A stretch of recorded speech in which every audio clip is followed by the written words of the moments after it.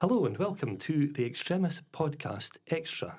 I'm delighted to be joined today by Chris Watson, who is the Retail Liaison Manager for the Thistles Centre in Stirling. It's a fantastic retail destination which I'm sure will be well known to anyone who's come to Stirling really since the 1970s, where it has been right at the very heart of the city centre. But Chris isn't just here to talk about the Thistle Centre today. He has been taking part in a really remarkable challenge, all for the very best of causes. And we're going to have a little chat with him about what he's doing and why he's doing it. So, Chris, thanks so much for having joined us today. No, thank you, Tom. Thanks for having me. So, you are raising money for the Save the Children Fund. An absolutely remarkable organisation which does so much across the world in the furtherance of youth education, safety and welfare, amongst many other things. But you've chosen to support them in a really unusual way by taking part in a challenge which has many different parts. And it's going to culminate, I understand, next year with your participation in the Tokyo Marathon. But what I'd like to chat with you about just now, of course, is your recent challenge, which has been much closer to home. Yeah, that's right. I've been doing various things for since the start of the year, really, when I found out that Save the Children had secured me a place in the Tokyo Marathon, which and I agreed to raise funds for them throughout the course of the year. But my first, well, apart from running around the Thistle Centre doing 10 kilometres in a Paw Patrol costume and taking pictures with kids and adults alike. That was my first bit of fundraising I did a few months ago. The second thing I embarked on was to sleep overnight in the Thistles Centre's Bastion jail, which I completed 2-3 weeks ago now. Yep. Mm-hmm. So let's have a chat about that, because, I mean, the Bastion is a really remarkably preserved piece of Stirling's history. It was part of the city walls originally, and the Thistle Centre, when it was opened in the 1970s, was built around it to make sure that it was perfectly preserved for future generations. It's also a place with a rather spooky past, isn't it? Yeah, that's right, yeah. I think that's what people were so drawn to, because everyone seems to have their own story, from the general public to contractors that we've had in the Thistle Centre to our own staff day to day have all got the same, sometimes kind of recurring spooky stories about the Bastion and the surrounding areas. So yeah, I think a lot of people were kind of took real interest when I said I was going to be spending some time overnight in there. Yeah, certainly not for the faint-hearted. I mean, the favourite story I remember hearing was that various employees in shops that are adjacent to the Bastion had often heard young children crying and talking, and they reckon this goes back to centuries past, when kids were employed to mine under the Bastion for minerals. I take it you haven't had any experiences like that, though. I didn't know about that, the mining element of it, but the recurring thing is that people have heard children's laughter. There's one the morning I was leaving, actually, when I finished the sleepover, was one of our security guards told me that a contractor, a fire alarm contractor, was in late at night. It was only the one security guard and the contractor in the building. And he came back to the control room when he was signing out of the building and said, "What's going on with all that noise? Is it a Wayne's party happening next door?" He was working in the W.H. Smith, I believe. "Is it a Wayne's party having next door?" And he said, "No, you're the only one in this building." And he's like, "Well, there's an absolute racket coming from next door there." So yeah, that was kind of spooky. Yeah.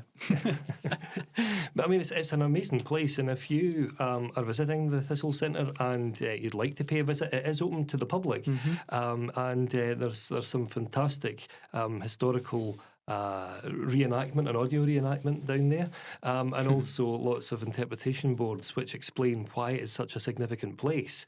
But of course, you got to see parts of it that the general public wouldn't, didn't you? Because it goes much further than people will generally see. Yeah, that's right. So it's the kind of top area is known as the Bastion, is where the guards would stand and patrol. However, there's a thick glass tile on the floor where you can peer in and you can see what's an area which is known as the Thieves Pot. So this is where kind of petty criminals or whatnot would get flung in there for what would be probably a 2 or 3 days tops, and then they would be taken kind of processed there, or they would wait to see what they were deciding they were doing with the individual. So they. Some of our team lifted the glass tile out of the floor so that I could spend the night in the Thieves Pot rather than just the Bastion. So yeah, that was the first in a long time, I believe. And I mean, let's be honest, I mean, you've certainly earned that sponsorship money, because that can't have been an easy task to undertake. What was it like? I mean, it must have been really gruelling. Yeah, it was. I don't suppose it was designed to be comfortable in any way. Even though I cheated a little bit. I had a kind of camping mat and a sleeping bag, which I didn't actually need in the end because it was bizarrely roasting hot down there. Everyone kept saying, "Oh, was it freezing? Were you really cold overnight?" Complete opposite. It was roasting.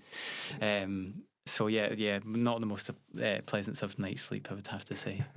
Things anyone who had cause to visit the Thistles Centre during the pandemic, where you could literally go in and out and not see a single other person apart from maybe someone in the chemist, will know that it can be quite creepy at night if there's absolutely no one there. So it must have been doubly so for you down there in that Thieves Pot. Yes. I think every little noise you heard, you're convincing yourself it was something outside of the walls and not in there with you. Yeah. But that's only one part of the challenge, because coming up in Halloween, there's really quite remarkable events taking place there. Is that not true to say? Yes, that's right. Yep. So the next thing we want to do is to have an exclusive dining experience in the Bastion. This is in the back of speaking to Dr. Murray Cook, who actually came up with this suggestion originally, saying that's and we did this kind of discuss as well between us. It's because it's there on our doorstep and it's in the centre. We do take it for granted a little bit, and there's maybe more that we could do with this going forward, and it just kind of evolved out of that, and trying to get more eyes on the Bastion as a bit of history, and what kind of things we can do with it that are a bit unique and fun, and who we can join us from local businesses and people to help to get involved in it. So yeah, we've got Chef Sarah McMillan, who's going to be doing a 4-course meal.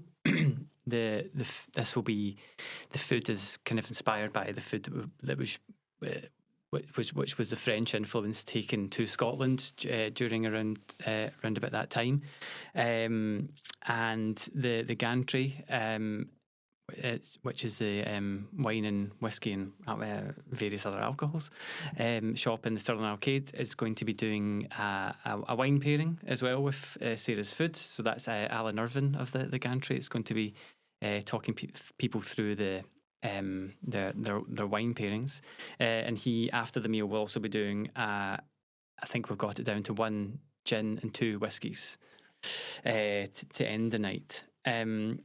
As well as that, Murray Cook is going to be joining us as well, so he'll be able to give some fabulous insight into the city and the Bastion and the surrounding areas, which is it's so insightful and really interesting.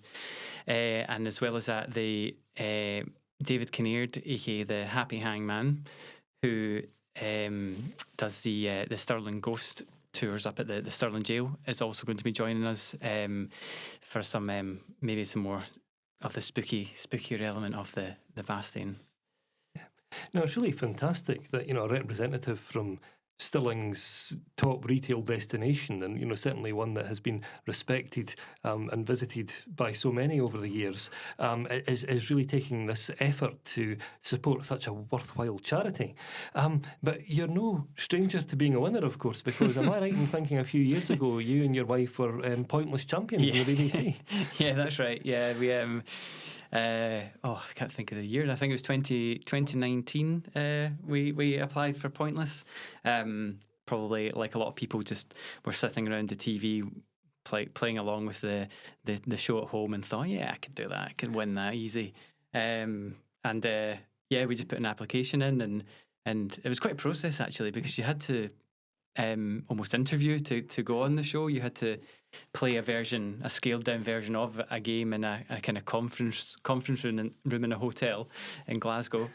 So we went on that and kind of did a mock version of the game, and with a few of the producers, and then you get another call and a kind of phone interview, and then we got picked to go on the actual show on the day. So and then we ended up winning in the end, which was a great bonus in itself, because we weren't expecting it. But that must have been an amazing experience. I mean, what was Alexander Armstrong like?